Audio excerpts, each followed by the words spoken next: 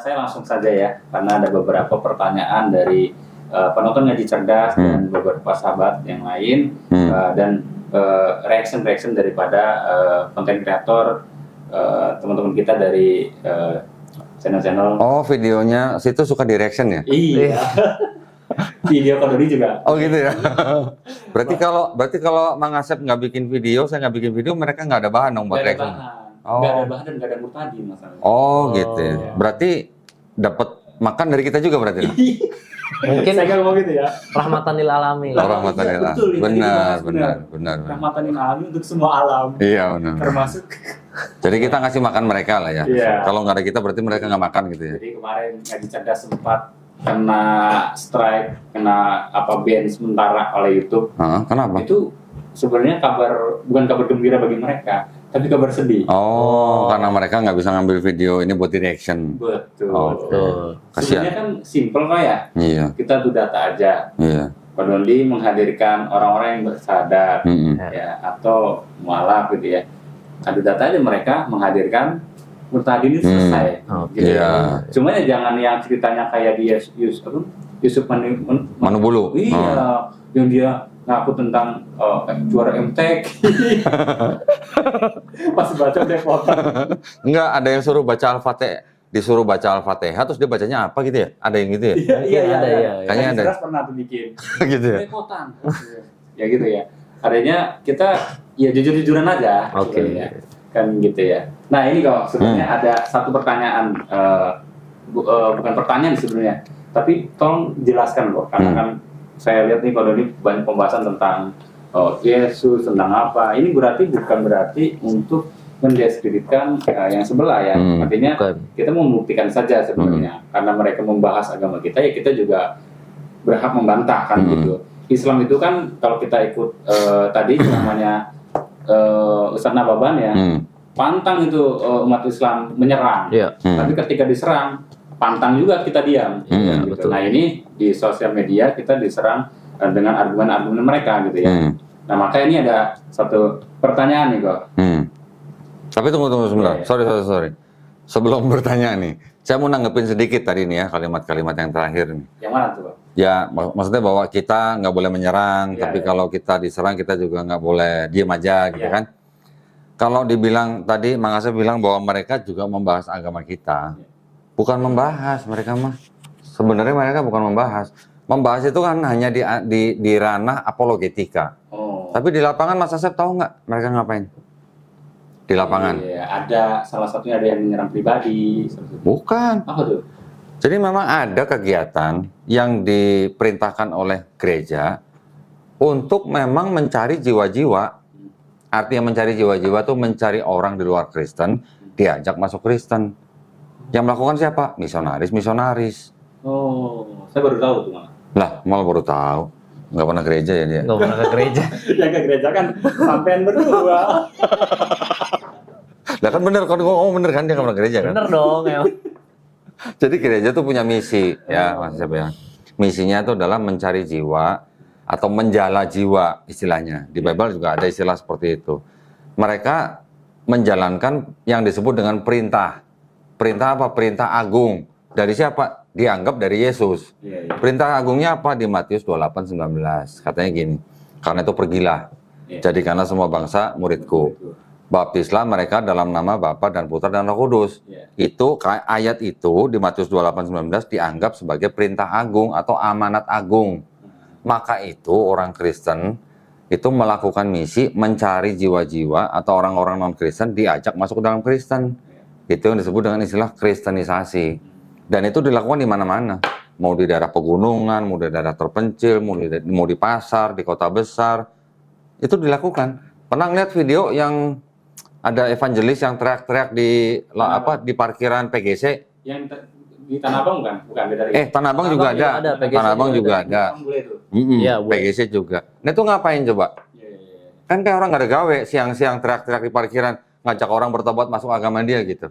Itulah kegiatan itu yang dianggap memenuhi perintah amanat agung yang di Matius 28:19 itu. Padahal ayat palsu itu ya. Ups. Kok ada kok di sini bukunya. Itu walaupun beda kan sektenya ya, maksudnya ada Saksi Yehova, terus Katolik, itu sama semua. Sama, di Bible-nya mereka Bible-nya sama. sama. Ayat itu ada. Mau di Katolik ada, di Protestan ada, di Saksi Yehova ada. Malah kalau Saksi Yehova tuh lebih militan lagi. Door to door gitu ya. Sampai door to door. Dan mereka nggak dibayar sama gereja. Pakai uang sendiri. Saking militannya gitu. Nah, jadi menanggapi kalimat tadi dari Bang Asep, bukan kita kepo ngurusin agama orang lain, bukan. Tetapi tujuan daripada kristologi yang kita pelajarin itu adalah tujuannya untuk membentengi akidah umat Islam. Membentengi diri kita sendiri, membentengi keluarga kita, membentengi saudara kita, membentengi teman dan umat Islam pada umumnya. Itu tujuannya kita belajar kristologi, Mas. Nah, itu juga yang sering dilontarkan oleh mereka kan. Kalau sudah mualaf, sudahlah nggak usah jelek-jelekin agamanya yang dulu, sudahlah nggak usah bahas agamanya yang dulu. Belum move on gitu kan. Belum move on gitu kan.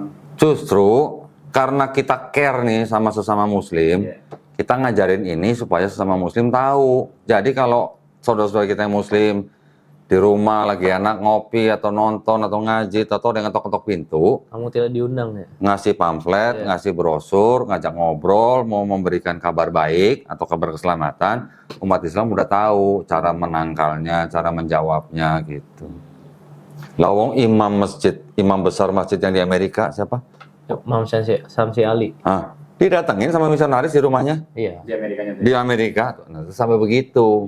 Itu nggak hanya di Amerika, di Indonesia juga banyak gitu. Dan di channel Kodoni sendiri juga banyak yang bahas tentang kristologi dan sebagainya gitu ya. Nah, makanya di channel saya bahas, bukan saya kepo membahas agama orang lain. Yang saya bahas ini saya tunjukin bahwa ini teksnya begini loh, ini sejarahnya begini loh, ini otentik apa enggak loh, ini ada footnote begini loh, gitu. Supaya umat Islam tahu, gitu. Sekarang kalau masalah gini, Mas, masalah orang mau masuk Islam atau orang mau masuk Kristen, itu urusan biasa. Kita nggak ngurusin orang yang mau keluar dari Islam, kita nggak ngurusin. Ya, beneran. Ini perkataan saya juga mengikuti perkataan ulama yang lain. Kalau ada orang keluar dari Islam, masuk agama lain, terutama diajak misalnya masuk agama Kristen, itu hak dia. Dalam konteks di negara kita Indonesia nih ya, negara kita kan negara sekuler nih, kita tidak menjalankan syariat agama Islam. Kalau di negara Islam yang menjalankan syariat agama Islam, orang yang murtad memang melalui proses. Ada proses segala macam nanti sampai hakim memutuskan di pengadilan gitu. Bahkan dikata nanti kalau kita sering dengar bahwa di Islam orang murtad harus dibunuh gitu. Nanti dulu dibunuhnya di mana dan harus bagaimana gitu. Itu ada prosesnya, nggak semua negara. Bahkan di negara yang menjalankan syariat Islam pun belum tentu orang yang keluar Islam itu langsung dibunuh. Ada prosesnya. Oke, Mas. Monggo lanjut. Ya. Nah, ini pertanyaan utama sebenarnya. Nanti kalau bisa dijelaskan ada turunannya, boleh kok. Supaya ini juga menjadi edukasi buat tadi ya, supaya kita semuanya umat Islam, bahkan yang mungkin yang dari lahir dan kita nggak punya sakofanya, punya ilmunya, ini terserahkan oleh Pak Doni dan Bang Coki gitu ya. Ya. Sebagaimana tadi dibilang di apa? Di anekdotan ke saya, nggak pernah ke gereja ya, nggak pernah. Soalnya saya kan muslim dari lahir. Ya siapa tahu ya muslim dari lahir kerjanya di gereja kan, berarti kan sering ke gereja kan? Iya, betul. Siapa tahu. Kita nggak tahu. Kita nggak tahu. Jadi ini kok, ini mudah-mudahan ini menjadi apa namanya, menjadi edukasi ya. Kita nggak mendiskreditkan tadi, udah diulang oleh Rodi. Yes, itu betul nggak sih tidak menyatakan dirinya Tuhan? Siapa? Yesus. Tidak menyatakan dirinya Tuhan. Iya. Kita butuh data valid dari Kodoni. Kalau saya lihat nih di studio Kodoni ini ada Alkitab, ada buku apa nih, The Five Gospel segala macam. Banyak. Saya kayaknya pas nanya ke Kodoni gitu loh. Gitu loh. Gini, sebelum dijawab mungkin kita juga harus kasih disclaimer dulu ya. Disclaimernya gini. Orang di dalam negara Indonesia nih, negara Kesatuan Republik Indonesia, kan Kesatuan Republik Indonesia ini kan mengakui 6 agama yang resmi kan. Jadi orang mau mengakui Tuhannya siapa, dengan cara memandang bagaimana, itu kan haknya dia. Setiap warga negara dilindungi hak untuk memeluk dan menjalankan agama dan kepercayaannya masing-masing. Oke, ini saya cuma kasih disclaimer. Jadi siapapun mau percaya Yesus Tuhan, itu hak dia loh, dia berhak loh. Kita nggak boleh menghalangi hak orang untuk mempercayai Yesus Tuhan di agama Nasrani ya, Protestan atau Katolik. Itu hak yang dilindungi oleh negara. Tetapi kalau bicara di dalam apa namanya dialog, dialog lintas iman atau dialog lintas agama, yang kita harus bicarakan juga kita tidak boleh menafsirkan agama orang lain, menafsirkan kitab suci orang lain, nggak boleh. Dalam arti begini, di teksnya kitab suci Kristen misalnya, memang tidak pernah tertulis Yesus mengatakan aku adalah Tuhan sembahlah aku gitu. Tidak ada. Itu teksnya nggak ada. Oke? Teksnya nggak ada. Tapi menurut yang mempercayai Yesus Tuhan, mereka mempercayai bahwa banyak ayat-ayat di dalam Bible yang sama yang mengindikasikan bahwa Yesus adalah Tuhan gitu. Itu pertama. Yang kedua juga masalah penerjemahan. Masalah penerjemahan itu juga bisa menjadi isu kalau penerjemahannya ternyata hanya cocok dengan mereka atau hanya mengikuti kaidah bahasa mereka gitu. Kaidah bahasa mereka itu artinya dalam arti mengikuti teologi mereka gitu. Kalau mengikuti kaidah bahasa Indonesia misalnya, atau kaidah bahasa teks aslinya misalnya Yunani atau Ibrani atau bahasa Arab misalnya, itu nanti ada bisa beda pengertian antara orang yang percaya dan orang yang tidak percaya. Contoh misalnya, kalau Mang Asep kata Tuan, Tuan ya, T-U-A-N, sama kata Tuhan, T-U-H-A-N, menurut Mang Asep itu artinya sama atau beda? Kalau menurut saya beda. Beda. Bedanya apa? Kalau Tuhan itu kan yang bos kita, majikan kita. Tuan. Tuan. Ya. Kalau Tuhan ya yang disembah. Sesembahan. Oke. Kalau bedanya Tuhan sama Allah, apa bedanya? Ya, Tahu nggak? bagi saya sama Tuhan, sama-sama yang disembah. Iya, tapi kalau Tuhan dan Allah, Allah adalah Tuhan. Tapi Tuhan kan belum tentu Allah. Ya, betul. Betul. Ya. Sekarang kalau Tuhan, itu nama atau bukan? Nama ya? Bukan. Bukan dong. Bukan. Tuhan. Itu kan jabatan, Ya, gelar, Sebutan. gelar. sebutan. Allah itu adalah nama daripada Rob kita. Ya. Di Qur'annya ada. Ya, jadi bedanya Tuhan sama Allah, kalau untuk orang Islam beda. Tuhan adalah sebutan, sebutan umum, General name. atau gelar, atau title. Kalau tulisan Allah atau kita baca Allah, itu adalah nama daripada Tuhan kita dalam bahasa Arab. Gitu. Itu bedanya. Nah, kalau tadi Mang Asep bertanya, ada nggak Yesus mengatakan bahwa dia Tuhan? Tadi saya bilang, di dalam teks kitab bahasa orang Kristen tidak ada kata Yesus berkata, aku adalah Tuhan, sembahlah aku, nggak ada. Tapi kan tadi saya bilang, menurut mereka yang percaya Yesus adalah Tuhan, mereka mengatakan bahwa banyak ayat-ayat lain di dalam Bible yang sama yang mengatakan bahwa Yesus adalah Tuhan gitu. Nanti kalau mau dibahas satu-satu bisa. Ya, mungkin yang lebih detail di channel Pak Doli nanti ya. Nggak, di sini juga nggak apa-apa, ini nggak terlalu lama kok. Ini kan artinya masih umum lah. Kayak Coki juga bisa ngejelasin.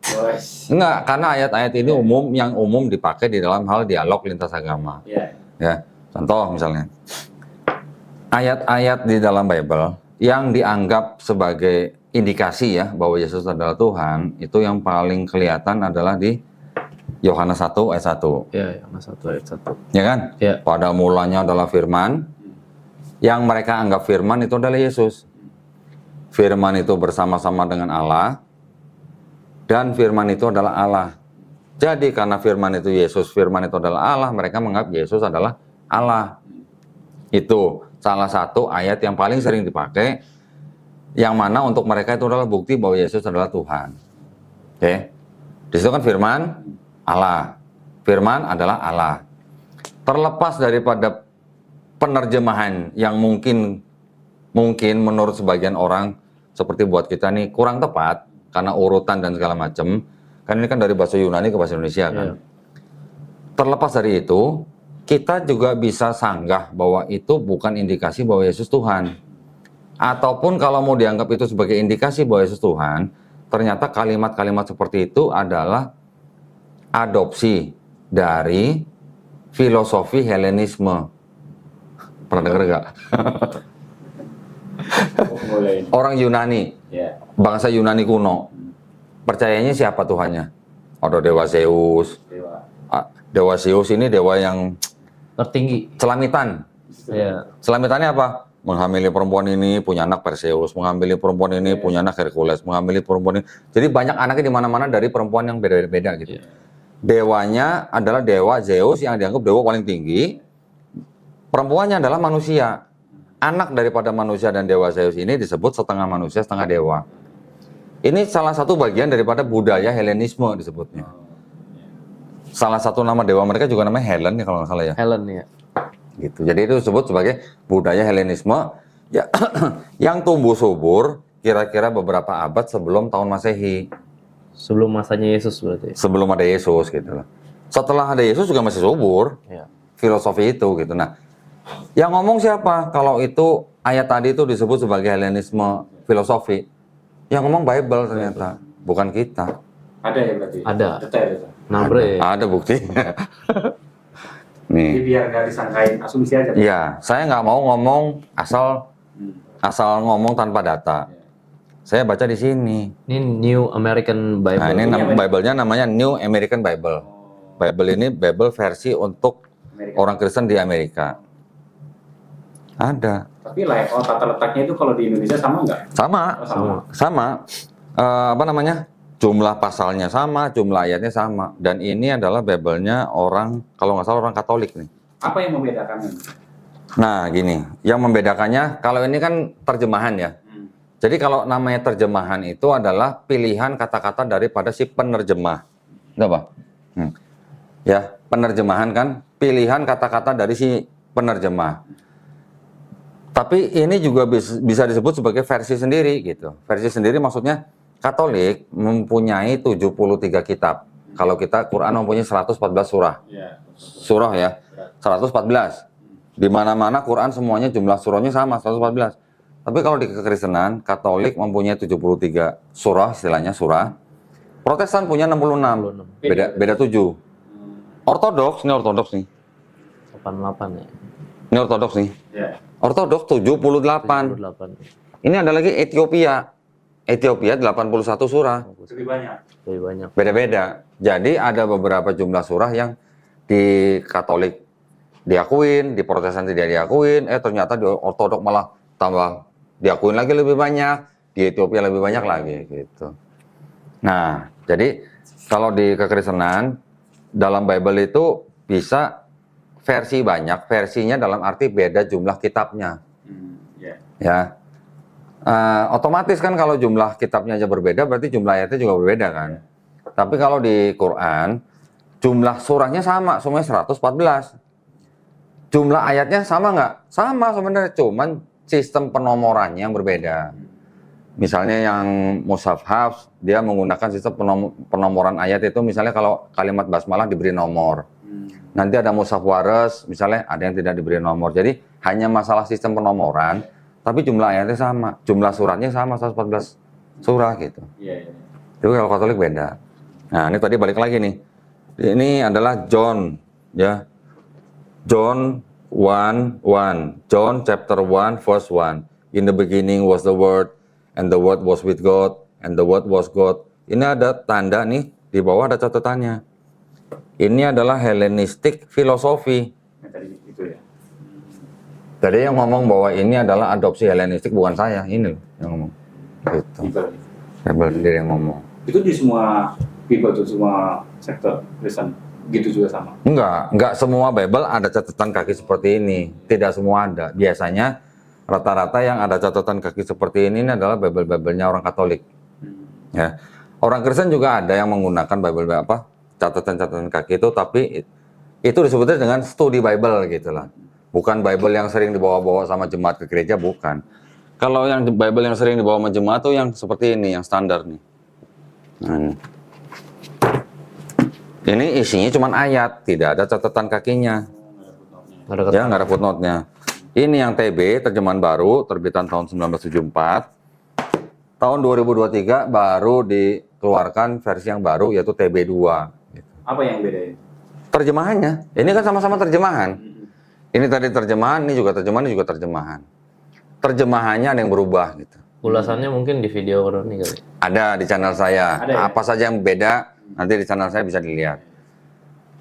Antara bahasa Indonesia sama bahasa Inggris, ada perbedaan dengan terjemahannya? Beda, namanya terjemahan ya. Contoh misalnya, ini versi King James Version.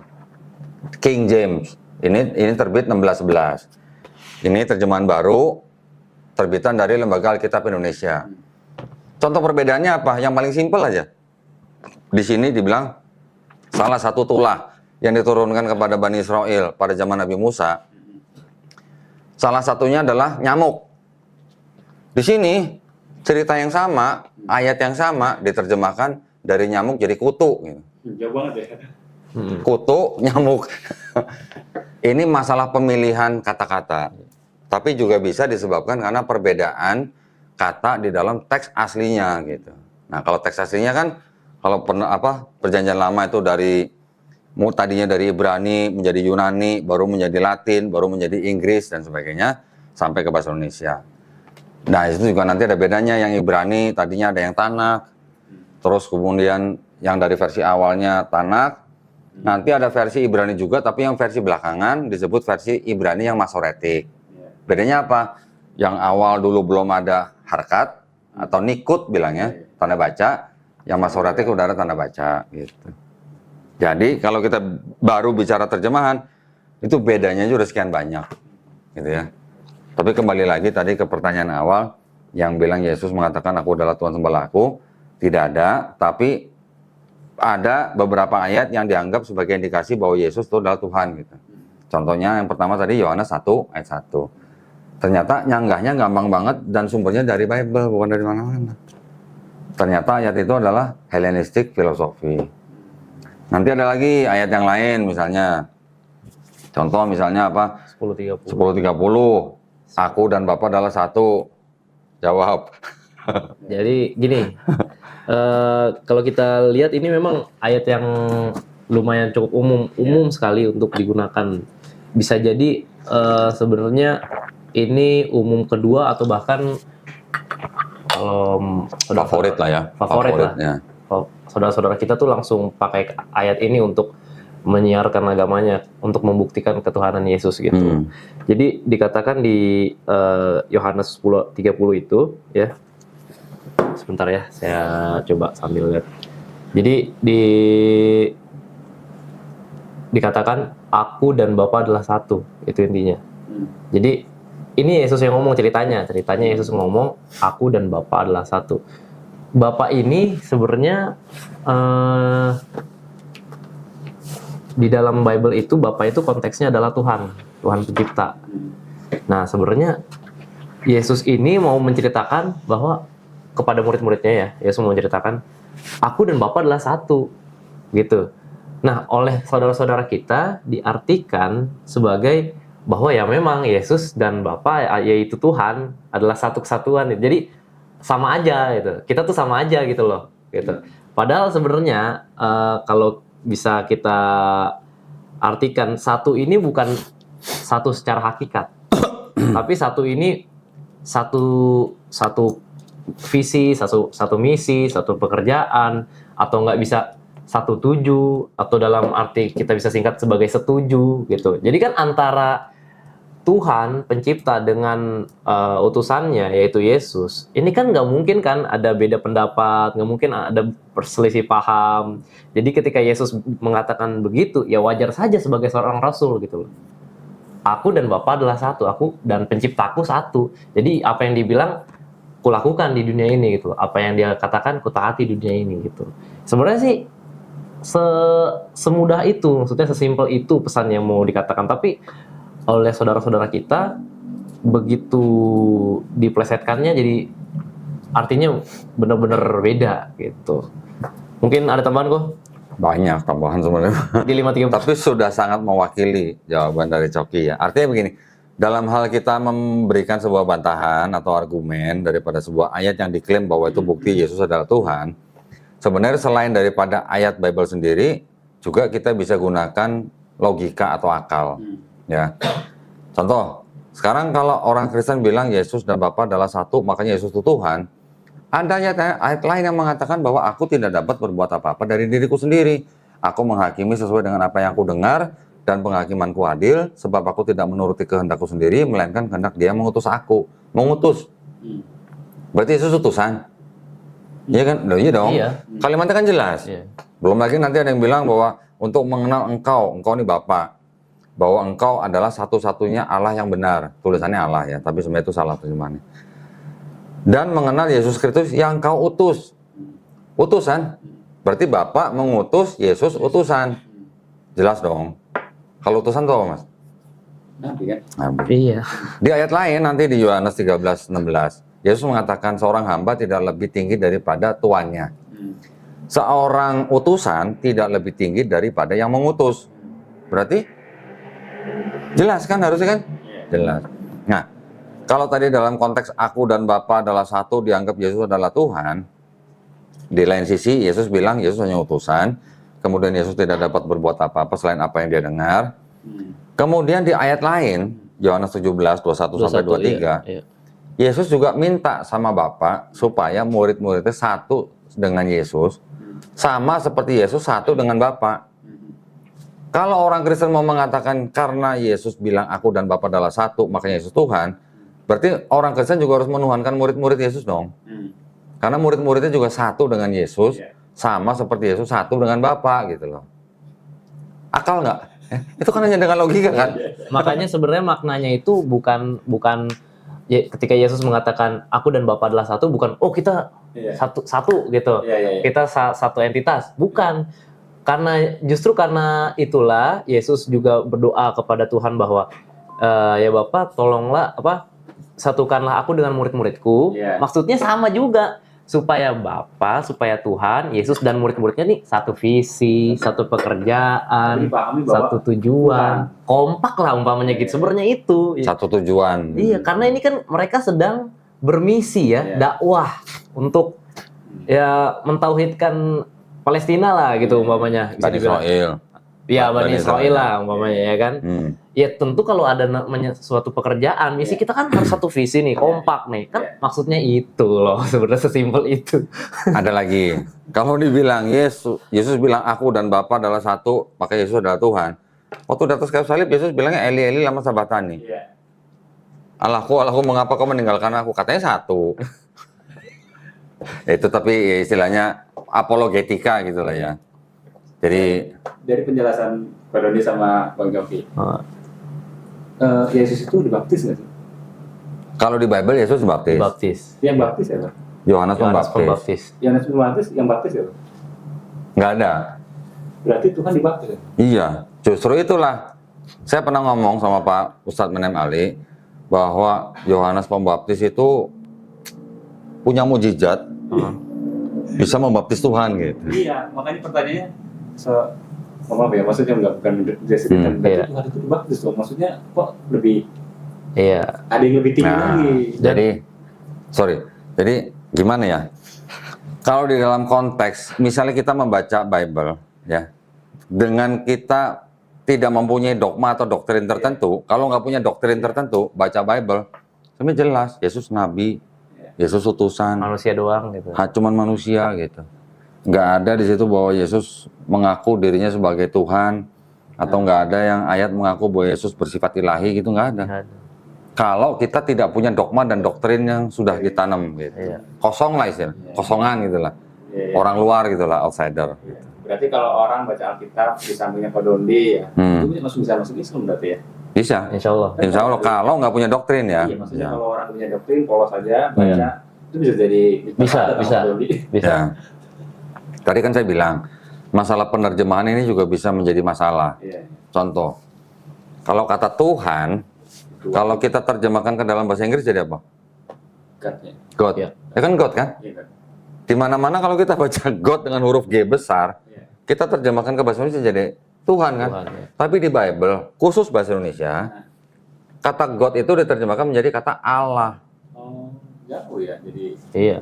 Jauh kan? Beda maksud gitu loh. Beda maksud. Tapi menurut penerjemah LAI itu memang maksudnya benar begitu menurut mereka. Jadi kan maksud itu sudah tidak sesuai dengan kaidah bahasa Indonesia dan juga tidak sesuai dengan kaidah bahasa Arab. Ya, maksudnya gini. Kata God kalau kita terjemahkan ke bahasa Indonesia jadi kan Tuhan. Sedangkan tadi saya bilang kalau kata Allah atau Allah itu sebenarnya adalah nama daripada si Tuhan ini gitu. Tuhan yang cuma satu yang Maha Pencipta gitu. Sedangkan setelah God ada lagi kata Lord. Kata Lord ini diterjemahkan ke bahasa Indonesia jadi Tuhan di Bible-Bible yang baru ini. Ya. Tapi kalau di Bible yang lama, kata Lord itu diterjemahkan jadi Tuan. Tuan, T-U-An. Mau lihat? Boleh. Ada. Mungkin kalau ini kan nggak bisa di zoom kok. Nggak bisa ya? Itu disebutkan pasal atau ayat. Iya, Ya. silakan. Biar sahabat di rumah bisa buka. Ya. Cek Yohanes 4 Yohanes 4 ayat 19. ayat 19. Ini bahasa Indonesia nih ya. Hmm. Kata perempuan itu kepadanya, ya Tuan. Hmm. Ini yang kitab suci Injil, terbitan sama, LI juga, tahun 2011. Ini sebenarnya udah cukup baru. Iya. Nanti yang lama ada lagi, saya tunjukin lagi. Banyak Alkitabnya kok. Banyak, Lumayan. Kalau dikumpulin 2 koper. banyak Bible-nya nih. Ada lagi nih, ini kitabnya namanya Injil. Isinya cuman terjemahan baru aja. Sama di ayat yang sama tadi Yohanes 4 ayat 19. Nih. Ujar wanita itu, ujar wanita itu, Tuan, nyatalah Tuan adalah seorang nabi. Oke. Yang di terjemahan baru di sini TB tulisannya, kata perempuan itu kepadanya, Tuhan, nyata sekarang padaku bahwa engkau seorang nabi. Tuhan. Tuhan, dari Tuhan. Ini TB ya, Ya. terbitan 1974. Dari Tuhan menjadi Tuhan. Ini TB2, Itu terbaru ya. keluarnya 2023 nih. Ya, sama juga nih Yohanes 4:19. Dari Tuhan menjadi Tuhan. Ini Kita lihat di sini. ya ada. Kata perempuan itu kepadanya, Tuhan, nyata sekarang padaku bahwa engkau seorang nabi. Balik lagi jadi Tuhan. Balik lagi. Bahasa Inggrisnya apa? Yohanes 4:19.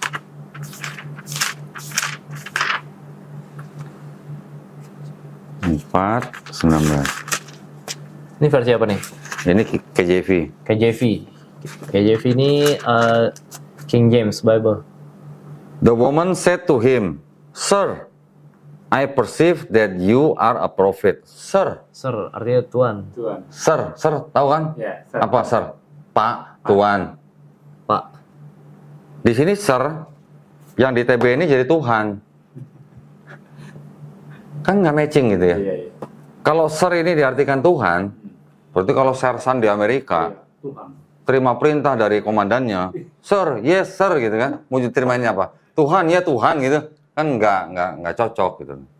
Nah, jadi ini dinamika penerjemahan yang emang bikin bingung. Emang bikin bingung. Dan syarat dengan kepentingan teologis gitu.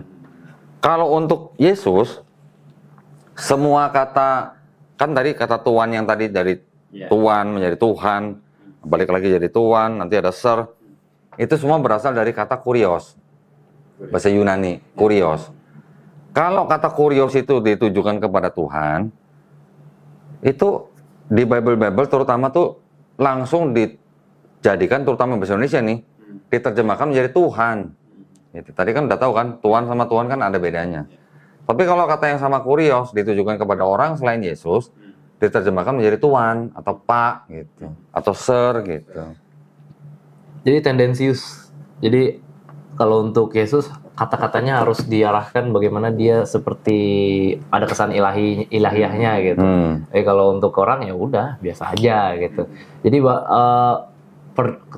penerjemahan dengan tujuan teologis ini bahkan sampai kalau misalnya kita baca hasilnya sebenarnya jadi kayak secara jujur bisa aja nggak masuk akal gitu. Seperti ayat tadi ya di TB itu jadinya di Yohanes 4 ayat 19 itu kata perempuan itu kepadanya, Tuhan, nyata sekarang padaku bahwa engkau seorang nabi. Coba deh diulang lagi deh. Tuhan. Nyata sekarang padaku bahwa engkau Tuhan nabi. itu nabi gitu. Tuhan, sekarang saya tahu kamu nabi kan? Gitu coba. Sekarang jadi Tuhan, sekarang jadi Nabi. Ini contoh yang lain ya, ini contoh yang lain. Yohanes 13:13. Yohanes 13:13 ya. Ini juga paling sering dipakai sama teman-teman yang Kristen, bukti bahwa Yesus itu Tuhan. Karena memang di sini tulisannya Yesus itu disebut guru dan Tuhan. Kamu menyebut aku guru dan Tuhan, dan katamu itu tepat, sebab memang akulah guru dan Tuhan. Ini TB ya, zaman baru ya. Coba kita lihat yang KSI ini. Yohanes 13:13. Nah, kita lihat di versi lain. Versi lain. Jadi kalau mau belajar Bible, jangan cuma LAITB. Harus belajar yang lain. Ngandelin ini doang gimana? Nanti takutnya disangkain misionaris lagi kok, bawa Alkitab ini semua banyak. Siapa saya? Iya. Justru saya nyari misionaris buat ngobrol sama saya. Misionaris juga bawanya paling cuma TB doang. 13:13 nih, saya baca ini. Kamu menyebut aku guru dan junjungan.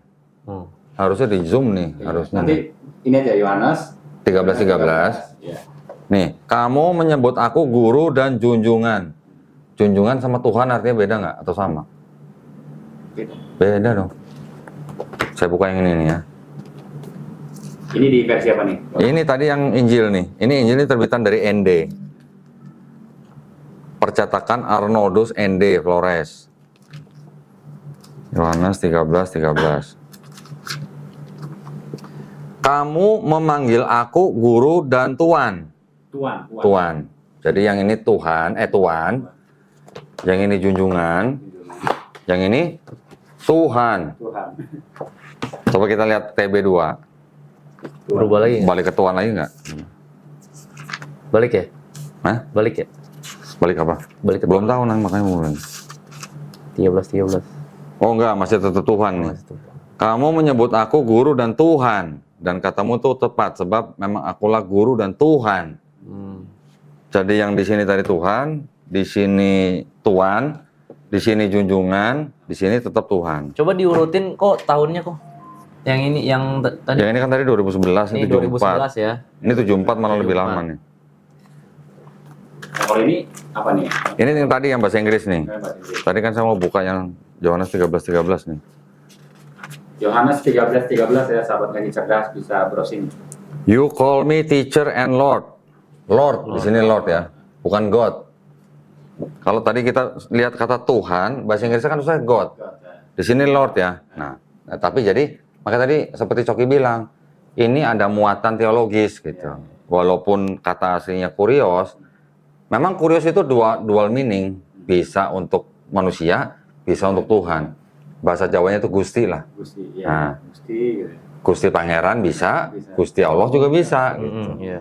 Kata Lord ini sebenarnya kalau mau ngelihat sejarah bahasanya itu sebenarnya lebih konsisten. Konsistennya gini. Kira-kira di abad 7, 8, 9, orang-orang bangsa Saxon yang sekarang menjadi orang-orang Inggris. Itu kalau misalnya Cok ini punya tanah banyak. Iya. Saya akan manggil dia Lord Coki gitu. Tuan Coki. Misalnya ya, karena dia penguasa tanah banyak. Kalau gua ketemu raja, gua akan manggil raja Lord King.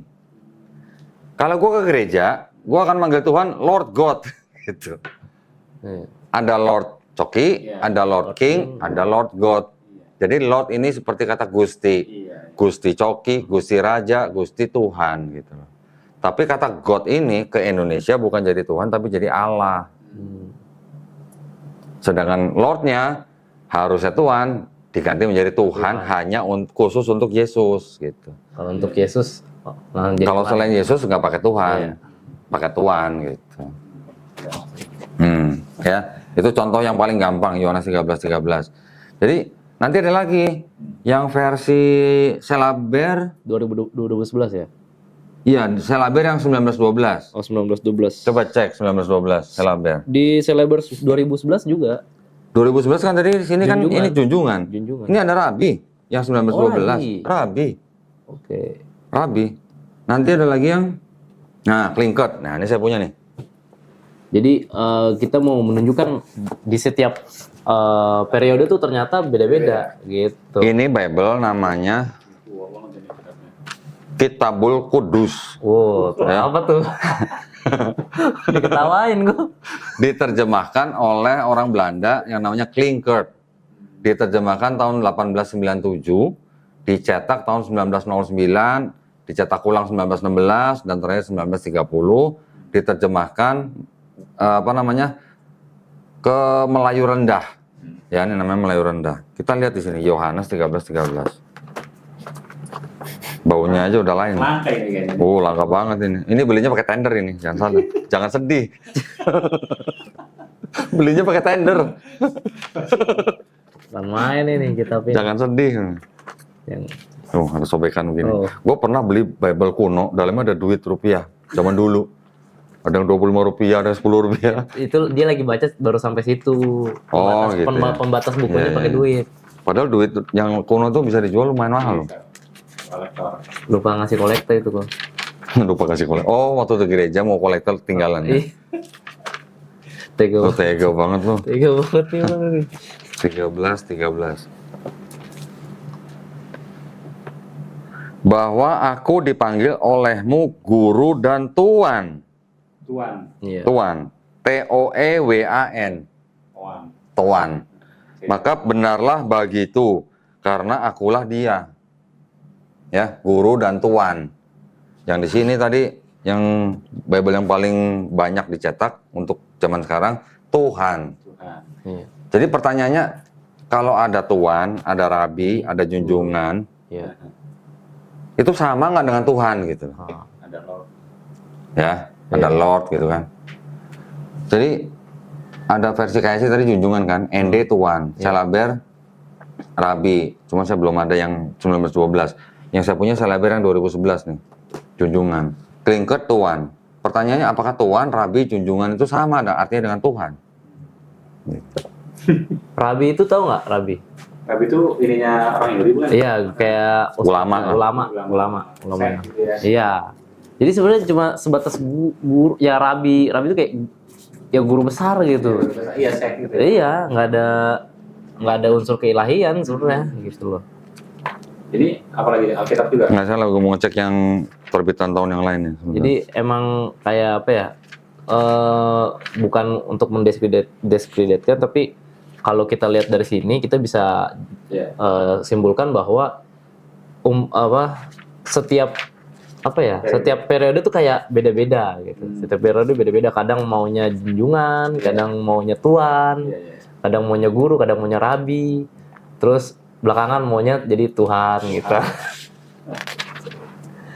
Jadi ya kita bisa bilang gini karena kita lihat datanya, Iya. aslinya. Nggak mungkin kita kalau nggak lihat data ya kita nggak tahu apa soal ini. Iya, iya, iya. Justru Ini- karena ini- data yang Ini berasal tahun dari sumber 70-an aja, tahun 71 nih. Udah berubah jadi Tuhan. Oh Tuhan. Kalau yang ND ini dari tahun 1968. Cuman beda 2 tahun, yang ini Tuhan, ini Tuhan. Beda 2 tahun. Yang TB 74, Ini berapa? Ini berapa? ini 72, 71. 74 bilangnya Tuhan. Iya. Tiba-tiba di 2011 ini junjungan kan? Iya, karena ini ini sebenarnya Sama Selaber, menerjemahkan kan? Selaber ya. Iya. Ya. Kalau di Islam itu kan ada MUI ya, maksudnya ada fatwa segala macam. Terus ada kalau mau nerbitin Al-Quran ada Lembaga pentasih. iya, pasti gitu ya. Iya. Kalau ini kan ada LAI itu. Iya. Itu Apa yang mutasi orang ini terjemahan? maksudnya Emang ada Quran tasi terjemahan gitu kan nggak ada. Nggak ada. Yang ditasi kan bahasa aslinya, teks Bahasa aslinya. iya, maksudnya keputusannya bisa berubah-berubah gitu kan memang ada kalau Muslim itu kan ada sidang isbat, ada sidang ini, di sini Iya. ada sidang dulu nggak sih atau mau merubah aja? Gimana tuh kok? Yang perubatan? Nggak ada. Kalau ini kan, kalau Kristen kan adanya PGI, PGI. Persatuan Gereja-Gereja Indonesia. Itu dikumpulin baru di isbat Iya, gitu. iya. Jadi di PGI itu juga ada komunikasi antar mereka masalah mengenai penerjemahan ini gitu loh. Nah, si PGI dan gereja-gereja yang bernaung di bawahnya ini memesan Bible-nya ke LAI gitu loh. LAI ini yang mencetak dan menerjemahkan gitu. Nanti misalnya penerjemahnya ada yang kurang cocok, diprotes sama PGI, bisa berubah Bible yang versi berikutnya gitu. Contohnya yang TB2 ini. Disclaimer ya sahabat, LAI itu adalah Lembaga Alkitab Indonesia. Iya.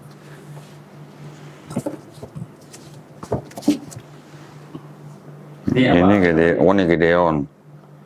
Gideon. Itu beda lembaga yang menerbitkan. Jadi secara mainstream di Indonesia yang bertanggung jawab untuk dalam penerbitan Bible itu LAI, Lembaga Alkitab Indonesia. Disahkan sama LAI gitu ya. Ya, tapi memang ada beberapa lembaga di luar LAI juga yang merasa punya kemampuan untuk menerbitkan dan membuat Bible sendiri gitu. Apakah semua gereja setuju ada kata Allah dalam Bible? Nah itu pertanyaan juga. Nggak semua gereja setuju. Nggak semua. Nggak semua ternyata. Nggak semua setuju dengan LAI. Oh gitu. Ya. Nah kalau nggak setuju, dia kan bawa Alkitab tuh. Apa Alkitabnya beda sendiri atau gimana? Tetap sama, pakai yang LAI, yang TB. Tapi mereka punya alasan bahwa ini salah gitu. Mereka tetap Bawa. bisa aja memegang ini dan menyangkalnya gitu dalam hati gitu, mamanya. Karena ada di antara saudara-saudara kita juga memang ada perbedaan keyakinan di teologi gitu, terutama dalam hal ini khususnya penyebutan nama Allah dan Tuhan ini gitu loh. Jadi kalau secara Kristen, secara mainstream menyebut ya it's okay kalau misalnya kita manggil Tuhan kita Allah atau apa, tapi ada beberapa orang yang nggak setuju gitu loh. Ada pendeta-pendeta yang tidak setuju menggunakan kata Allah sebagai nama Tuhannya orang Kristen. Iya. Ya. Dia memberikan pernyataan bahwa Tuhan orang Kristen itu Yesus gitu. Iya. Jangan pakai nama Tuhannya orang Islam gitu. Ada yang begitu. Nggak pakai Allah gitu. Dia tahu yang namanya Allah itu adalah nama Tuhan orang Islam. Tuhannya orang Kristen Yesus. Dia tahu gitu loh. Nah, Bisa membedakan gitu. Tapi kalau kekristenan mainstream akan mengatakan, oh Allah itu nama Tuhan kita. Bukan nama Tuhan. Enggak, bukan, Allah itu sebutan Tuhan kita juga gitu. Sebutan ya. Karena saudara-saudara kita Kristen di Mesir, Kristen Koptik, atau Kristen di Timur Tengah menggunakan kata Allah gitu. Mereka menggunakan hujah itu gitu, sanggahan itu. Sedangkan Kristen Arab itu menggunakan kata Allah itu sebagai nama Tuhan. Bukan sebutan ya. Bukan sebutan. Nih ada nih kamus bahasa Arab nih. Ya, Munjid tahu kan? Pasti tahu kalau anak pesantren. Yang nulis siapa yang bikin? Orang Islam apa orang Kristen? Tahu nggak? Yang nulis pendeta Louis Makluf namanya. Pendeta Katolik. Di sini sebutnya apa? Allah itu ismu. Apa ismu? Nama zat al-wujud. Berarti nama siapa? Nama Sang Maha Pencipta yang selalu ada gitu. Nama ya, ismu loh. Ini bahasa Arab gitu. Orang Kristen Arab menggunakan kata Allah sebagai nama Tuhan. Tapi orang Kristen Melayu, terutama Indonesia, Malaysia gitu, menggunakan kata Allah hanya sebagai sebutan atau title atau nama jenis. Kalau Islam taunya Allah itu adalah nama diri. Nama diri daripada Rob yang kita sembah gitu. Itu bedanya. Ya. Baik kok, Masya Allah ini sebenarnya pembahasannya seru nih kok, Bang Coki. Cuma nanti mungkin sahabat Ngedi Cerdas yang mau detail tentang pembahasan teologi, kristologi dan sebagainya, di channel Kondoni sudah segudang pembahasan. Bahkan mungkin dulu Kondoni bikin materi apa? Bob itu apa namanya? Bible. Nah, itu lebih detail lagi. Mungkin kalau mau request juga boleh kok ya, nanti mau apa. Dan Kondoni ini insya Allah sering live juga gitu ya. Jadi silakan teman-teman mau yang pembahasan lebih detail lagi, Kondoni dengan Bang Coki dan mungkin dengan narasumber yang lain akan membahas lebih dalam lagi. Karena Ngedi Cerdas sendiri ini juga atas request dan permintaan sebenarnya kok. Apalagi ini respon terhadap teman-teman kita dari channel sebelah ya. Kita juga malas sebenarnya merespon ini kan. Kita banyak tugas sebenarnya. Yang orang mau menerima hidayah daripada orang yang nyari. Iya. Insyaallah. Kalau kita hanya sebatas memberikan informasi-informasi berdasarkan bukti teks. Iya. Ada bukti fisiknya. Data nggak asumsi lah ya. Bukan asumsi, bukan cuma asal ngomong gitu. Iya. Jadi saya kalau misalnya menghadapi siapapun, saya bisa mempertanggungjawabkan omongan saya karena ada buktinya di sini, ada bukti teksnya gitu. Teksnya. Jadi, pernah lihat ini? Belum pernah. Bible covernya kayu. Wih, ini belum tentu orang Kristen punya loh. Belum tentu. Saya aja nggak punya. Ini siapa yang punya nih? Siapa nih? Apa tuh? Wodron. For Ideren. Dah. Yerusalem. Waduh. 28 July 1930. difokusin. Itu nama yang punya. Ya. Ini dari kayu ya, dari kayu, terus ini yang punyanya. Sebenarnya Belanda ya kok ya? Belanda. Orang Belanda ya. Nah, Itu tertandai Yerusalem, Palestina. Bethlehem. Wow, betul. Ini Waduh. Bethlehem, kayu. Nggak tahu nih kayu apa nih, kayu jati atau kayu apa nggak tahu. Ada nama kayunya cuman gue lupa. Oh, ini. Ada keterangannya kayu apa gitu, cuman gue lupa sih. Masya Allah. Baik kok, Ya. mungkin sebenarnya saya pengen lanjut kok. Ya lanjut aja kenapa? Udah mulai hang. Baru segitu dah. Belum apa-apa saya udah dikasih itu sebanyak itu tuh. Oh, Ini. Baru segini, belum semua gue keluarin sini. Semuanya gue keluarin sini. Jadi udah hang. Udah hang. Nggak, makanya bahasa yang simpel-simpel aja. Iya. Jangan yang berat-berat. Pertanyaannya simpel, Iya. tapi jawabannya Karena memang jawabannya kalau pertanyaannya itu jawaban singkatnya ya memang bahkan di kalangan untuk apa tadi pertanyaan apakah Yesus mengaku sebagai Tuhan? Iya. Bahkan di kalangan mereka. mereka sendiri bukan awamnya ya, petinggi imamnya lah, paham dengan pastornya atau pendetanya tahu bahwa memang tidak ada disebutkan gitu. Yesus mengaku sebagai Tuhan, sembahlah aku, nggak ada. Memang dari mereka pun udah valid gitu. Jadi jawabannya singkat, tidak ada gitu. Nih, ini pokoknya Ini gue belum keluarin nih. udah berasap. Belum buka ini, udah hang. kan lu pernah ke gereja. Oh iya, nggak pernah gereja ya. Lu terakhir kapan ke gereja? Acau. Gue terakhir kemarin. 2 jam. Acau. Nah ini contoh yang tadi saya tunjukin. Ini contoh studi Bible yang sudah diterjemahkan ke dalam bahasa Indonesia. Ini judulnya Kitab Suci Katolik. Ya, Kelihatan nggak? kelihatan nggak? Bisa di zoom nggak? Nah ini aja nih ininya. Kitab Suci Katolik. Ya, Ini kamu. Coba saya ini ya. apa? Mau difoto? Ya. Boleh. Oh, jadi lebih jelas. Ya. Nih nggak boleh sembarangan foto harusnya nih. Oh gitu ya. Tidak untuk diperdagangkan. Oh, kenapa tuh? Kenapa kok ada yang punya? Hah? Ada deh. Ada. jalur tertentu lah. Ya. Dalam Ode. Kitab Suci Katolik dengan pengantar dan catatan lengkap. Tahun 2009 dipersembahkan kepada umat Katolik Indonesia oleh Direktorat Jenderal Bimbingan Masyarakat Katolik Departemen Agama Republik Indonesia. Penerbitnya Arnoldus ND, sama yang tadi yang kecil tuh. Iya. Jadi kalau begini resmi nggak? Resmi. Resmi dong. Yang bilang nggak resmi, Tanda tangannya ya. yang bilang nggak resmi gue balikin ntar nih. Ya. Di sini sama seperti yang studi Bible itu, ini di sini ada catatan kakinya. Betul. Iya, ada footnote-nya. Kalau saya kasih lihat nih, Ya. ayatnya cuma segini. Nih, ini ayat nih. Ayatnya segini nih. Ya. Ini footnote-nya segini nih. Banyakan footnote. Iya. Tapi enggak juga, ada juga yang atas segini, footnote-nya segini gitu. Ya berbagi halaman lah. Ya, tapi hampir setiap ayat ada footnote-nya gitu. Jadi kalau apa ya contoh ini bisa disebut kayak tafsir, bisa juga sebut kayak asbabun nuzul gitu lah. Tapi tidak semuanya sama. Kalau kita kan asbabun nuzul dibedakan dengan tafsir gitu loh. Setiap ayat ada asbabun nuzulnya, tafsirnya juga ada. Kalau ini dicampur. Udah lama nggak baca ini? Yang mana? Yang itu? Ayat favorit. 28. Kok 28? Yang mana? 1 Yohanes 57.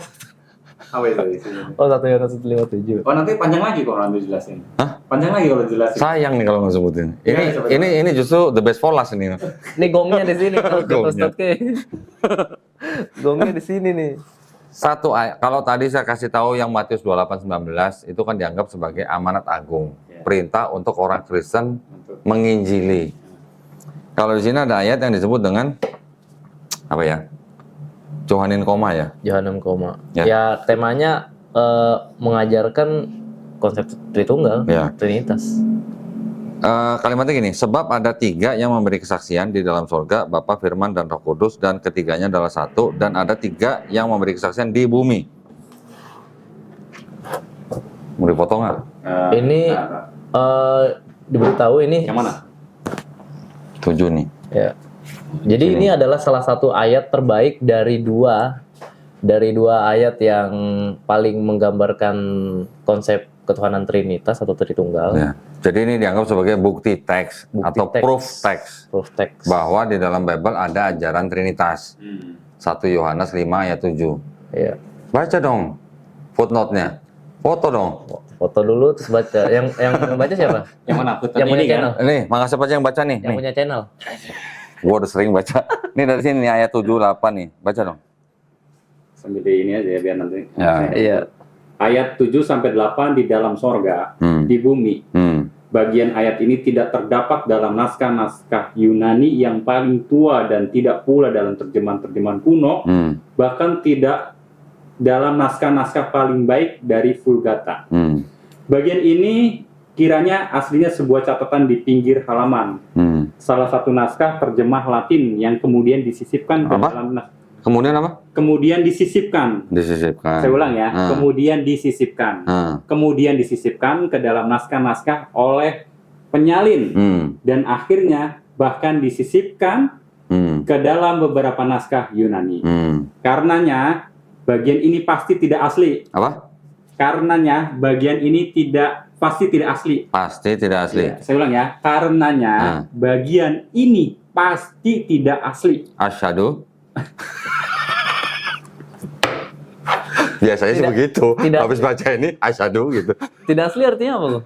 Tidak asli apa konsep? Oh. Apa? Tidak asli. Apa artinya? Maksudnya apa kalau tidak asli? Ya. Kalau orang Islam kan susah ngomong tidak asli itu apa artinya. Kalau orang Kristen ditanya cepet jawabnya loh. Tidak asli itu apa? Palsu kata lu bukan kata gua. Ya tidak asli kan palsu, Iya. imitasi, KW Oh. kan gitu. Oh. Tidak otentik gitu lah. Tidak otentik ya. Ya, jadi gitu. Nah, kalau kita berapologetika, khususnya saya dan teman-teman di Yayasan Gera Mualaf, itu tidak mau hanya asal bicara, tapi harus ada buktinya, bukti fisik. Ini ada juga beberapa Bible yang dalam tanda kutip saya pinjam dari perpustakaannya Ustadz Abu Didat. Ada nih. Ini termasuk nih salah satu nih yang dari perpustakaannya Ustadz Abu Didat nih. Tat, bagus sih Tat, pinjam Tat buat konten gitu. Banyak juga kayak begini ya. Lebih banyak lagi beliau. Tapi nggak semuanya Bible kalau dia kan, campur lah. Baik kok. Ya. Ini pengen panjang apa pengen sebenarnya? Cuma udah ini ya, Udah error. Enggak takutnya nanti banyak yang sahadat kata Bang Cok. Waduh, Gitu. ngeri juga. Tanggung jawab pusat kayak kan, keliling lagi. Aduh Ustadz, kayak tenang aja. Mau sadar di mana kita bisa ada pelayanan apa? Datang Syahadat servis ya? keliling. Tiba bola. Sadat keliling. Apa namanya? Home service. Home service. Ya baik kok. Mungkin kesimpulan nih dari Bang Coki sama Kodoni dari pertanyaan tadi dan tadi data-data yang sudah dijejelin ya ke saya ya, bukan dikasih lagi dijejelin. Dicekokin. Iya. Kalau satu kan diberikan data ini tadi berapa tuh jumlahnya? Lupa gitu kan. Dijejalin lah. Nah, minta kesimpulan dulu kok supaya tadi mungkin manfaatnya dari teman-teman apa sih kok saya kok perlu tahu gitu loh dikasih sampai ayat-ayat ini kan saya butuhnya Al-Quran buat ngaji gitu kan. Kok saya dikasih ayat Bible nanti saya masuk Kristen lagi gitu. Kesimpulan dong apa? Lo ada kesimpulan nggak? Duluan aja. Ya, jadi gini. Awal saya ulang lagi ya. Jadi kita yang namanya belajar Kristologi itu bukan berarti kita mau jadi Kristen, bukan. Sebagai Muslim ya. Tapi kita belajar tentang teologinya mereka dan juga bagaimana kita membantah teologi mereka berdasarkan literasi mereka sendiri. Jadi jawabannya sebenarnya ada di mereka. Jadi sebenarnya dengan kata lain, Bible ini sebenarnya adalah musuh terbesar Kristen gitu malah sebenarnya. Iya. Karena apa? Dari Bible yang sama, ya walaupun begitu banyak versi, dari Bible yang sama menimbulkan aliran Trinitarianisme. Unitarian. Ada Unitarianisme, ada Oneness. Ini konsep Tuhannya beda-beda loh. Tolong disebutkan kok. Takutnya penonton yang cerdas ada yang belum paham. Unitarian itu apa, Trinitas itu apa tadi? Trinitarian itu yang punya akidah bahwa mereka percaya kepada satu Tuhan yang esa. Ini gue ngomong satu Tuhan yang esa loh. Ada tapinya, tapi satu Tuhan yang esa ini bisa bermanifestasi dalam 3 pribadi. 3 pribadinya ini Bapa, Putra, dan Roh Kudus. Akidahnya gimana? Bapa bukan Yesus, Yesus bukan Roh Kudus bukan Bapa, tapi ketiganya mempunyai satu hakikat yang sama, yaitu Tuhan. Jadi artinya Bapa bukan Yesus, Yesus bukan Roh Kudus bukan Bapa, tapi bukan 3 Tuhan, tapi satu Tuhan. Akidahnya mereka begitu. Bapa Maha Kuasa, Putra Maha Kuasa, Roh Kudus Maha Kuasa, tapi bukan 3 Maha Kuasa, tapi satu Maha Kuasa. Paham nggak? Paham nggak? Paham nggak? Kemarin gue lihat di TV ada tulisannya Haleluya, Haleluya. Ketiganya adalah Esa. Tulisannya ketiganya adalah Esa. Esa itu untuk 3 atau untuk 1 gitu. Untuk 1. Ini tulisannya ketiganya adalah Esa. Sama seperti tadi yang di sini kan. Ketiganya adalah 1 gitu. Gimana? Nah, itu yang Trinitarian. Mereka tetap bilang Tuhannya Esa. Iya. Tapinya nggak boleh ketinggalan gitu. Ya. Kemudian kalau yang Unitarian, ini mereka mempercayai bahwa Bapa itu adalah Tuhan yang Maha Pencipta, Yesus itu bukan Tuhan. Yesus itu adalah ciptaan. Karena Yesus pernah tidak ada gitu. Yesus adalah ciptaan dan dia adalah ciptaan yang paling mulia. Bahkan lebih mulia dari malaikat. Tapi bukan Tuhan Yesusnya. Kalau yang oneness itu tadi bilangnya apa? Bapa itu Yesus, Yesus itu ya Bapa gitu. Jadi oneness tidak mengenal 3 pribadi, dia hanya mengenal 1 pribadi.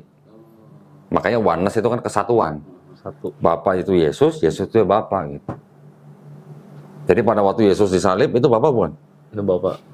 Harusnya karena 1 pribadi. Ya, itu Bapak. Kalau oneness begitu. Jadi Ya. ini manusia ini jadi Tuhan. Ya. Nah, sekarang orang-orang Trinitarian yang tidak bisa menjawab tidak bisa menjawab akidahnya atau logikanya Trinitas, banyak juga yang beralih ke oneness. Gitu. Maksudnya beralihnya karena apa? Karena tidak ada jawaban yang pasti di sini gitu. Atas kebingungannya. Atas kebingungannya. Jadi kadang-kadang nanti kalau ditanya begini mereka mengikuti akidah oneness. Nanti kalau giliran ditanya yang sini balik lagi ke Trinitas gitu. Iya. Itu banyak yang sekarang terjadi begitu di antara pendeta-pendetanya gitu. Maaf dipotong. Kalau Trinitarian itu apa aja sektenya kok? Terus Unitarian itu apa aja? Oh, ini mah 2 jam lagi. Iya. Kalau Ini bagi yang penasaran katanya sebentar. habis dipancing mulu kan? Kita penasaran gitu. Tapi secara singkat aja, Iya. secara singkat gini. Latar belakangnya sedikit ya, Iya. latar belakang sedikit ya. Trinitarianisme itu sebenarnya tidak timbul begitu saja. Ya. Dari abad-abad awal, abad pertama, kedua, ketiga itu sebenarnya sudah ada pandangan-pandangan yang berevolusi, kemudian baru menjadi Trinitarian atau menjadi Trinitarianisme. Pertama apa? Ada paham yang disebut dengan Doketisme. Doketisme itu paham bahwa Yesus itu itu hanya penampakan aja, penampakan Tuhan di bumi gitu. Ya. Ini paham ini nggak lama bertahan, diganti dengan paham separatisme.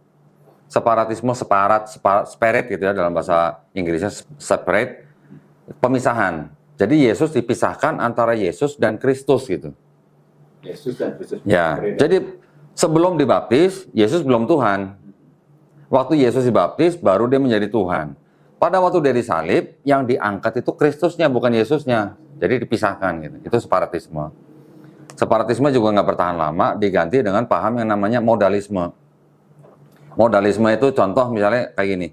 Gua kalau di kantor sebagai direktur, gua di rumah sebagai bapak daripada anak-anak. Gua di lingkungan sebagai RT gitu. Jadi peran gitulah. Ya, modalisme. Modalisme ini pecah menjadi modalisme monarkianisme, ada lagi nanti modalisme sabellianisme. Ini sebenarnya paham-paham ini nih yang nanti menjadi cikal bakal daripada aliran oneness. Tapi di sini yang zaman dulunya sendiri ini masih paham yang belum berkembang, belum sempurna gitulah. Baru modalisme ini kalah oleh kelompok yang disebut dengan Trinitarianisme. Trinitarianisme ini sebenarnya timbulnya dari mulai abad kedua sudah ada pencetusnya, namanya Tertullianus. Tertullian, ya. 3 pribadi, tapi satu hakikat, tapi ketiganya tidak setara. Awalnya begitu dari Tertullianus, tapi kemudian disempurnakan di abad keempat, 3 pribadi, satu hakikat, setara gitu. Ya, itu tadi yang Trinitarianisme. Kalau ditanya sektenya apa aja, begitu di abad keempat masuk, dibikinlah Konsili Nisea tahun 325, disponsori oleh Raja Konstantin. Kemudian akhirnya diambil voting, akhirnya Yesus ditetapkan sebagai punya hakikat yang sama dengan Bapa. Maka Yesus dianggap sebagai Tuhan. Udah ada Trinitas belum? Belum. Baru Duinitas. Kan baru 2, Yesus sama Bapa. Roh Kudusnya mana? Belum.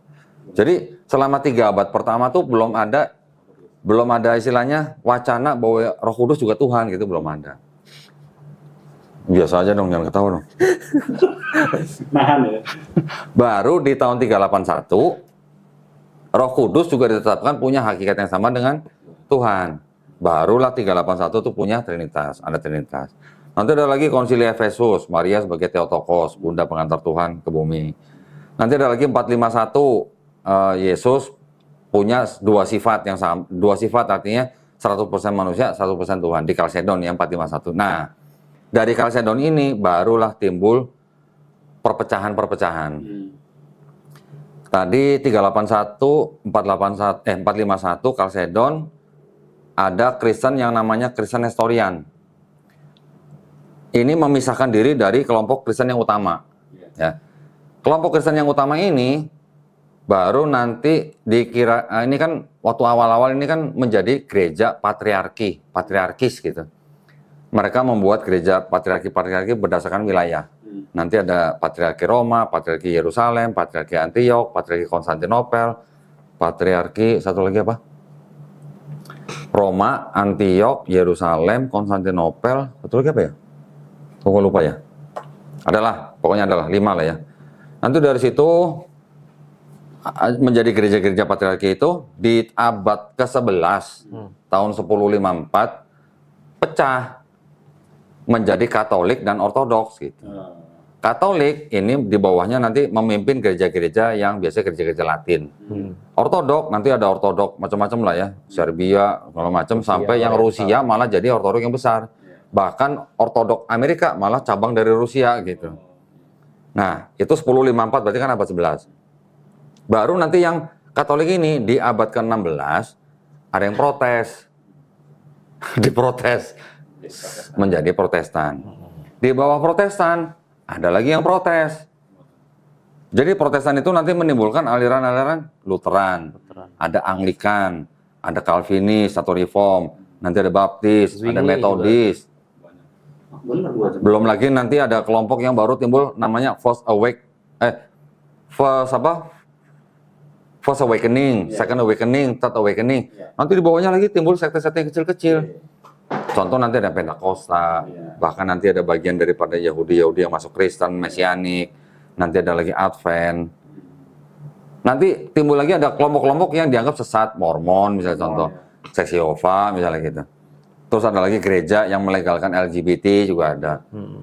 Ini tidak semuanya satu paham, tapi kalau ujungnya atasnya sama, Trinitarian. Tapi di bawahnya ini karena mereka boleh berpikir sendiri-sendiri, boleh mengedepankan ideologi yang kalau di Islam istihad ya. Nah, sampai begitu banyaknya, total kurang lebih sekarang ada 45.000. 45.000 sekte. Jadi saya nggak bisa nyebutin satu-satu. Bener 2 jam ini. Makanya Oke, nanti mungkin lanjut ya. Mungkin Bang Coki ada ini kesimpulan sebelum penutup. Nah, kalau kesimpulan saya sih dari pertanyaan tadi ya jelas. Oh, Alexandria, sorry. Ya, Roma, Konstantinopel, Yerusalem, Antiok, Alexandria, Mesir. Ya, Mesir. Yang patriarki tadi. Ya, lanjut. Ya, kalau dari saya kesimpulannya mudah aja, simple. Kalau misalnya ditanya tentang apakah Yesus pernah mengaku sebagai Tuhan, menyebut dirinya sebagai Tuhan, tidak ada gitu. Karena saya juga sebenarnya tidak perlu mengambil kesimpulan dari pendapat dari kalangan agama saya sendiri, yaitu Islam. Bahkan mereka sendiri sudah menjawab gitu. Dari mereka sendiri sudah menjawab. Jadi kita dari sudut pandang mereka aja gitu. Cuman kita mengarahkan aja ya. Ya, cuma kita mengarahkan. Dan mereka sudah menjawab tidak ada, dan buktinya pun dari literasi mereka sendiri. Ya kita hanya menunjukkan ya memang begitu adanya gitu. Dan ternyata kalaupun ada itu hanya penafsiran atau dogma yang kemudian berkembang dan menjadi masif diyakini oleh saudara kita. Itu aja sih. Sorry, saya koreksi dikit. Tadi kan saya mengatakan ada golongan Nestorian. Kelompok Nestorian setelah konsili Kalsedon. Ternyata Nestorian ini bukan dari Kalsedon pecahnya, tapi dari yang Efesus. Dari Efesus tahun 431 itu sudah menimbulkan perpecahan menjadi gereja Nestorian. Setelah 451 baru nanti ada Ortodok dan Katolik. Perpecahan itu sebenarnya selain daripada manajemen bapak-bapak gereja juga hanya gara-gara masalah yang kurang lebih sepele ya. Ortodoks percaya Roh Kudus itu berasal dari Bapa saja. Katolik percaya bahwa Roh Kudus itu berasal dari Bapa dan Anak. Kayak gitu pecah. Gitu. Baik. Insya Allah nanti mungkin ya, yang mau saya gali lagi mungkin dari sini ya, sudah berkembang. Saya penasaran kok dengan perkembangan bagaimana Kristen itu masuk ke Indonesia kan. Itu kan, ya kan tadi kan banyak nih. Kan udah di-reaction sama Andre Tunggal. Nggak, maksudnya kan gini. Oh iya gitu. Yang nggak terima disebut agama penjajah. Iya kan. Udah. Iya, ini kan nanti ini kita akan menampilkan data kan dari Kodoli kan. Kalau kita lihat sejarah itu kan ada mungkin Katolik dulu masuk ya di Ya, pertama Katolik dibawa Indonesia oleh Portugis. Portugis kan, dan itu namanya pendeta Alfonso kalau nggak salah ya. Nah mungkin nanti saya di next berikutnya saya minta penjelasan dari itu kok, mungkin bisa dibongkar lagi dan sebagainya. Tidak lain ini hanya edukasi supaya teman-teman bisa tercerahkan. Tadi kata Kodoli supaya kita juga bisa membentengi agama kita dan sebagainya begitu ya kok. Kurang lebih begitu kok. Nanti kalau saya nanya nanti pembahasannya 2 jam lagi. Iya, nggak pulang-pulang akhirnya. Enggak, sebenarnya kan bisa dipotong-potong aja nih videonya. Berdasarkan topiknya. Iya. Bisa. Supaya nanti saya kesini lagi. Oh, Santai aja. boleh. Kan kita belum ngeluarin Bible yang putih. Jangan kok. Nggak pengen lihat yang putih. Baik. Bagus loh kata Melisa. Ini bagus loh katanya. Ini bagus loh katanya. Masalahnya saya dari pagi loh ini. Oh dari pagi. Udah ditanyain tuh WA. Iya. Oh ini istri udah nanyain. Iya, udah nanyain. Suruh cepetan pulang. Dikunci nih gitu.